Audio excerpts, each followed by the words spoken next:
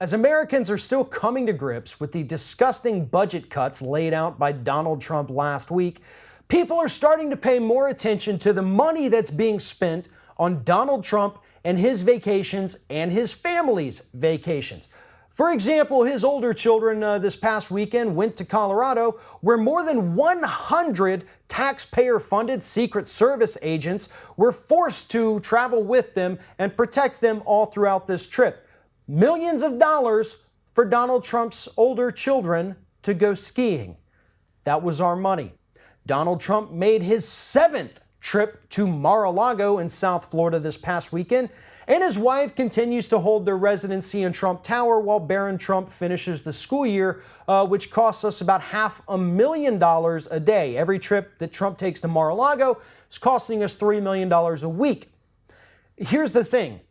With just the money that taxpayers have spent to send Trump back and forth to Mar-a-Lago as of today, March 20th, we could have provided Meals on Wheels service for an entire year to 6,000 senior citizens in the United States, a program that Donald Trump wants to cut because there's simply no money for it.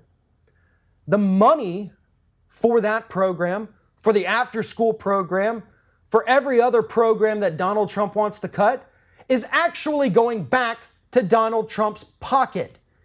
When he goes and spends taxpayer money at his own resorts, he gets that money back in the form of profits.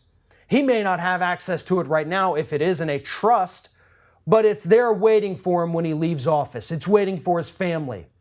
Every time we have to pay to house the Secret Service at Trump Tower in New York City, that's money that goes back to the Trump organization, and that's taxpayer money. This man who refused to take his salary and then said, no, I'm going to take it, but I'm probably going to donate it so I get a bigger tax write-off and can screw over the taxpayers again. That's our money.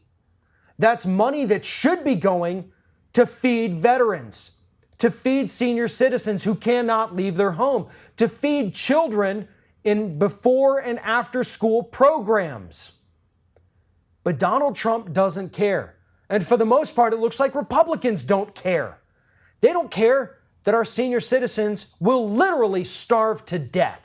They don't care that veterans, the people they claim to care so much about, people who went out there and fought for the United States, they're not going to get their Meals on Wheels. About 500,000 of them, I believe.